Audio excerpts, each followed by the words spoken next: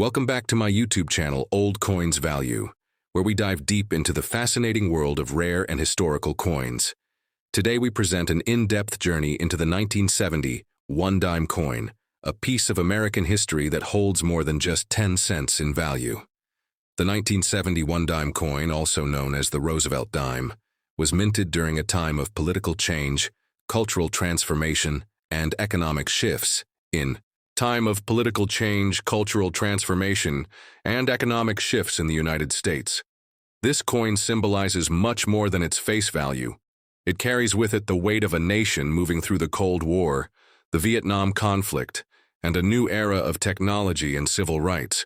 This journey begins with the origin of the Roosevelt dime itself. Before we delve into the details of the 1970 version, the Roosevelt dime was first introduced in 1946 following the death of President Franklin D. Roosevelt, who had passed away in 1945.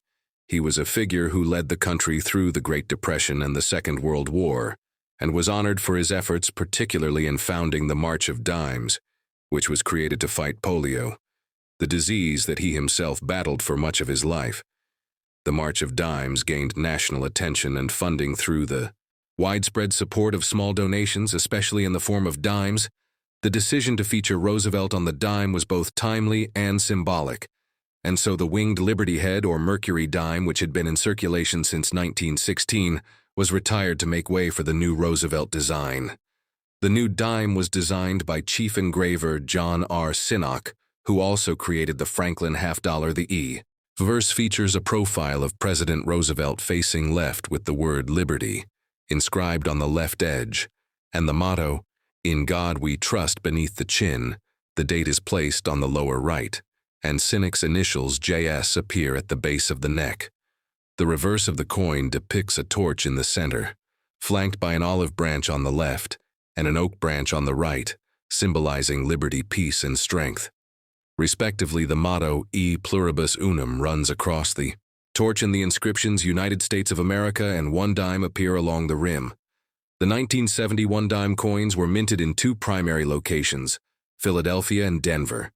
There was no mint mark for Philadelphia coins, while the Denver coins bore a small D to the right of the torch on the reverse. This year marked a period of continuing adjustments in the minting process and coinage policy in the United States following the Coinage Act of 1965, which had removed silver from circulating dimes and quarters, replacing it with a clad composition of copper sandwiched between two outer layers of nickel. The 1970 dimes were composed of a copper core and nickel cladding weighing 2.27 grams and measuring 17.91 millimeters in diameter. The edge of the coin was reeded with 118 reeds, and the coins were produced with a standard business strike as well as in proof format. The proof coins were struck at the San Francisco Mint and Baron S. Mintmark. These proofs were made with specially prepared dies and highly polished planchets, resulting in mirror-like surfaces and sharp details designed for collectors rather than circulation.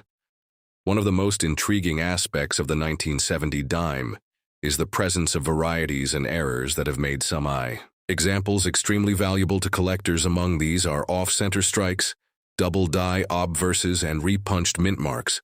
While these errors are not unique to 1970, they are significant when found on coins from this year due to the increased interest in minting quality and die maintenance during that era.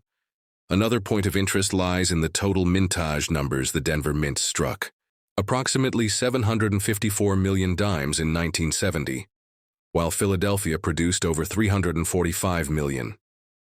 This high mintage means most 1970 dimes are not rare in circulated condition, but high-grade examples in mint state, particularly MS67 or higher, can command strong premiums from collectors.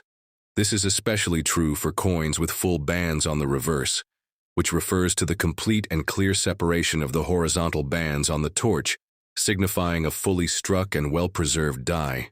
In terms of historical context, 1970 was a year of intense activity in the United States, and around the world the country was still embroiled in the Vietnam War. Protests were widespread, and the counterculture movement was in full swing. President Richard Nixon was in office, and the nation was navigating issues such as environmental awareness, which led to the creation of the Environmental Protection Agency. That same year, the Apollo space program continued to advance technological frontiers while at the same time the U.S. economy faced inflation and shifting labor dynamics. Coins from this era are miniature witnesses to these grand events circulating in the pockets of citizens as they experienced a world in flux. Collectors of the 1970 dime often focus on condition and strike quality, but also seek out rare die varieties. Among the notable examples is the 1970 S-proof dime with a no S mintmark error. This dime with a no S mintmark error. This variety occurs when a coin struck at the San Francisco Mint lacks the identifying S mintmark due to a die being prepared without the letter. Such coins are extremely rare and command high values in the numismatic market, with only a few dozen known to exist. This error occurred due to oversight in die preparation and was later corrected, but not before a small number were released to collectors. Grading plays an essential role in the value of a 1970 dime. Coins are assessed based on wear, strike luster, and eye appeal, with the Sheldon grading scale ranging from poor 1 to mint state 70 for business strikes or proof 70 for proof coins. Certified coins from reputable third-party grading services such as PCGS and NGC provide added confidence to collectors and often fetch higher prices in the marketplace. The distinction between mint state and circulated coins is important for this year, as even slight wear can greatly reduce a coin's value. As we trace the history and legacy of the 1970 dime, it becomes clear that this small coin reflects a much larger story. It is a product of technological evolution, economic policy, and cultural momentum. It embodies the vision of Franklin Roosevelt and the ideals he stood for, as well as the minting practices and priorities of the United States Mint in a changing world. The Roosevelt dime remains in circulation to this day, but each year and variety offers collectors a glimpse into a specific moment in time. The 1970 version is no exception, offering both historical insight and collecting potential. From the design process to the minting techniques, from political influences to economic realities, from coin varieties to grading standards, the story of the 1970 one-dime coin is rich and multifaceted. It has passed through the hands of millions of Americans, yet those who pause to study and appreciate it discover a deeper value, not just monetary, but historical, artistic, and cultural. This concludes our detailed exploration of the 1970 Roosevelt dime. Thank you for watching, and stay tuned for more rare coin histories here on Old Coins Value, where every coin tells a story and every detail matters.